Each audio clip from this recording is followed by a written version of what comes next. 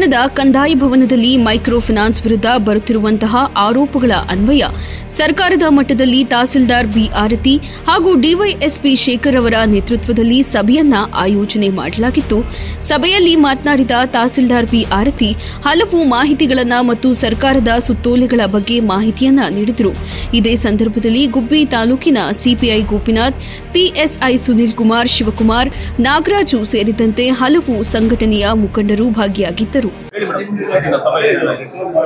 ಈ ದಿನ ನಾವು ಗುಬ್ಬಿ ತಾಲೂಕು ವ್ಯಾಪ್ತಿಯಲ್ಲಿ ಏನೇನು ಕಾರ್ಯನಿರ್ವಹಿಸ್ತಾ ಇರ್ತಾರೆ, ಮೈಕ್ರೋ ಫೈನಾನ್ಸ್ ಇನ್ಸ್ಟಿಟ್ಯೂಷನ್ಸ್ ಆಗಿರ್ಲಿ, ಧರ್ಮಸ್ಥಳ ಸಂಘದವರಾಗಿರ್ಲಿ, ಹಾಗೆ ಕೋಆಪರೇಟಿವ್ಸ್ ವತಿಯಿಂದ ನಮ್ಮ ಕೋಆಪರೇಟಿವ್ ಆಫೀಸರ್ ಹಾಗೂ ಎಲ್ಲ ಅಧಿಕಾರಿಗಳು, ಪೊಲೀಸ್ ಇಲಾಖೆ ಡಿವೈಎಸ್ಪಿ ಶಿರಾ ಅವರು ಮತ್ತೆ ನಮ್ಮ ಇನ್ಸ್ಪೆಕ್ಟರ್ ಆದಂತಹ ಗೋಪಿನಾಥ್ ಸರ್, ಹಾಗೆ 3 ಸಬ್ ಇನ್ಸ್ಪೆಕ್ಟರ್ಸ್ ಹಾಗೂ ಎಲ್ಲ ಮೈಕ್ರೋ ಫೈನಾನ್ಸ್ ಇನ್ಸ್ಟಿಟ್ಯೂಷನ್ಸ್ಗಳ ಮುಖ್ಯಸ್ಥರು ಈ ಸಭೆಗೆ ಬಂದಿದ್ರು. ಈ ಸಭೆಯಲ್ಲಿ ಈಗಾಗಲೇ ನಾವು ಹಲವು ದಿನಗಳಿಂದ ನಮ್ಮಲ್ಲಿ ಏನಾಗ್ತಾ ಇದೆ, ಈ ಸಾಲ ಹೊರೆಯಿಂದ ರೈತರು ಏನು ಮೈಕ್ರೋ ಫೈನಾನ್ಸ್ ಇನ್ಸ್ಟಿಟ್ಯೂಷನ್ಸ್ ಮುಖಾಂತರ ಲೋನ್ನ ತಗೊಂಡು ಕಟ್ಟಕ್ಕಾಗದಿರೋ ಸಮಸ್ಯೆಗಳನ್ನ ಫೇಸ್ ಮಾಡ್ತಾ ಇದ್ದಾರೆ.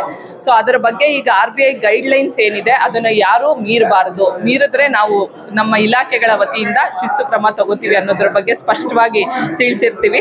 ಸೊ ಅದರಲ್ಲಿ ಮುಖ್ಯವಾಗಿ ಬೆಳಿಗ್ಗೆ 9ರಿಂದ ಸಂಜೆ 6 ಗಂಟೆ ತನಕ ಮಾತ್ರ ರಿಕವರಿ ಟೈಮಿಂಗ್ಸ್ ಫಾಲೋ ಮಾಡಬೇಕು. ಹಾಗೆ ಯಾವುದೇ ಒಂದು ಏನ್ ಲೋನ್ ತಗೊಂಡಿರ್ತಾರೆ ಅವರ ಫ್ರೆಂಡ್ಸ್ಗಾಗ್ಲಿ ಫ್ಯಾಮಿಲೀಸ್ಗಾಗ್ಲಿ ಅವಾಚ್ಯ ಶಬ್ದಗಳನ್ನ ಬಳಸಬಾರ್ದು, ಮತ್ತೆ ಅವ್ರಿಗೆ ಪ್ರೆಷರ್ ಮಾಡಬಾರ್ದು, ಯಾವುದೇ ತರಹದ ವೈಲೆನ್ಸ್ ಥ್ರೆಟನಿಂಗ್ ಅನ್ನ ಮಾಡಬಾರ್ದು ಅನ್ನೋದ್ರ ಬಗ್ಗೆ ಎಲ್ಲರಿಗೂ ಸೆನ್ಸಿಟೈಸ್ ಮಾಡಿದೀವಿ. ಇದನ್ನ ಯಾರಾದ್ರೂ ಉಲ್ಲಂಘನೆ ಮಾಡಿದಲ್ಲಿ ಕಾನೂನು ರೀತಿಯ ಕ್ರಮ ವಹಿಸ್ತೀವಿ ಅಂತ ಈ ಮೂಲಕ ಎಲ್ಲರಿಗೂ ತಿಳಿಸಿರ್ತೀವಿ.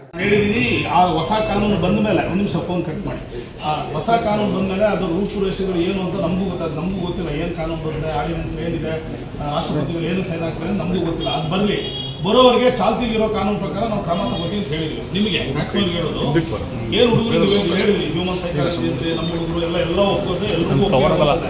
ಆದರೆ ಏನು ಹೇಳಬೇಕು ಅಂದರೆ ಅವ್ರು ಹೊಟ್ಟೆ ಉಳಿಯುತ್ತೆ ಸಾಲ ಕೊಟ್ಟರು.